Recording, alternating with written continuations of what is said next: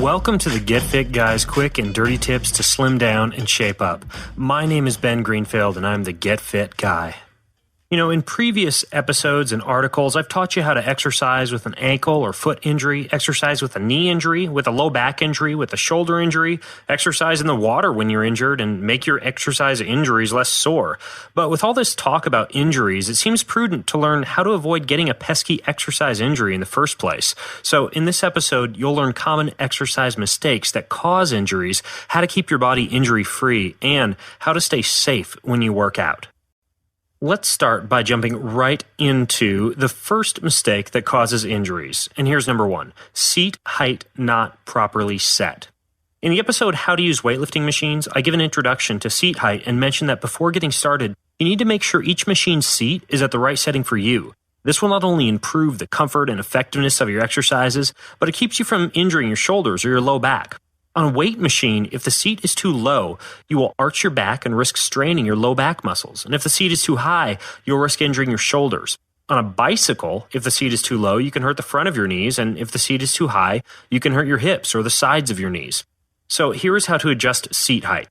On a weight machine, line the handles up so that they approximately draw a straight line through your shoulder joint. On a bicycle, adjust the seat so that there is a slight, approximately 30-degree bend in your knees at the bottom of the pedal stroke. Number two mistake that causes injuries: lifting too much weight. Low back strain, shoulder pain, neck injuries, and abdominal injuries are often the result of just lifting too much weight. In the episode How to Tell If You're Working Out Hard Enough, I mentioned the rule of 3, and here's how it works. If you can get to the goal number of repetitions for the exercise you're performing, and you can do 3 or more repetitions over and above that goal number while still maintaining good form, then you should increase weight. If you can't get within 3 repetitions without sacrificing good form, you should decrease weight. This rule works especially well for workouts in which you're lifting a weight 10 to 15 times, which is the typical repetition range for most fitness routines.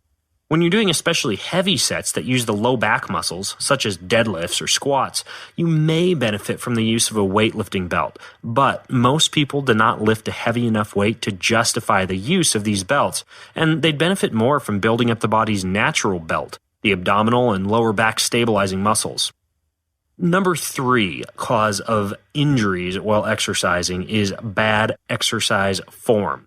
Often, when you see an exercise or a workout in a magazine, or even hear a movement described in a podcast like this, it's easy to perform it in the way you think it should be done, but make small mistakes that can eventually cause injuries. Take the squat, for example. While it may seem intuitive to simply sit down and stand up, there are a host of mechanical errors that can be made in the squat, such as the knees jutting over the toes, the back excessively arching, or the thighs bowing in. The best solution is to have a trained eye watch you perform more advanced movements. This may mean that you hire a personal trainer or a more experienced friend to observe you doing your exercises and make comments about your form.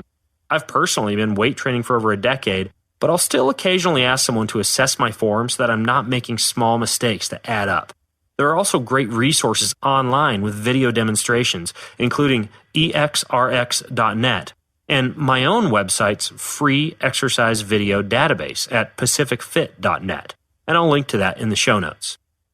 Reason number 4 for injuries during exercise is exercising in a fatigued state. Arriving at the gym or heading out for an exercise session when you're stressed or low on sleep is a quick way to get injured. A loss of focus and inability to recruit muscles properly can occur in a stressed or fatigued state. And if you're low on sleep or high on stress, you don't need to completely skip your workout. But you may want to consider performing a light aerobic session rather than a more advanced weight training session. Here are some safe workout tips that will help you out even more. Number 1, breathe properly. One common exercise injury is a hernia, which can result from excessive buildup of internal pressure from holding the breath during an exercise. In the episode How to Use Weightlifting Machines, I explain breathing this way. Exhale when you exert. This means that during the most difficult phase of the movement, you simply breathe out and release those internal pressures. Number 2, warm up and cool down. When you don't warm up properly, your muscles are like cold rubber bands, more likely to snap when you stretch them. And when you don't cool down after a workout, you can place excessive stress on your heart as blood pools in the muscles, and also risk excessive soreness. So include a warm up and cool down, and of course, a perfect resource for you is the episode I'll link to titled How to Warm Up and Cool Down. You can grab any of these links over in the show notes at getfitguy.quickanddirtytips.com. And finally, number 3, flexibility. You don't have to be a super stretchy Gumby to avoid injuries, and as a matter of fact, excessive flexibility could actually make you more prone to moving a joint into a high injury risk range of motion. However, lack of flexibility tends to be a bigger problem in most people. Specific muscles that can cause injuries when tight include your hip flexors, hamstrings, low back, and shoulders. By making sure that you keep these muscles flexible by stretching them for 6 to 20 seconds on a daily or twice-a-day basis, you'll ensure they're less shortened and less likely to be strained when you're exercising. So follow the tips in this episode and you'll ensure a less risky and more comfortable workout. Speaking of comfort, next week I'll be telling you how to avoid muscle cramps and what to do if you get one. And of course, while you're online, be sure to go over to facebook.com, do a search for Get Fit Guy, and join our lively weekly discussions on that page. And also follow my daily tips over at twitter.com/getfitguy. Finally, for exclusive videos and tips that you won't get anywhere else, you'll want to subscribe to the free Get Fit Guy newsletter, which you can do over at quickanddirtytips.com by clicking on the subscribe button in the upper right-hand corner. Until next time, this is the Get Fit Guy asking you, what are you waiting for? Go get fit.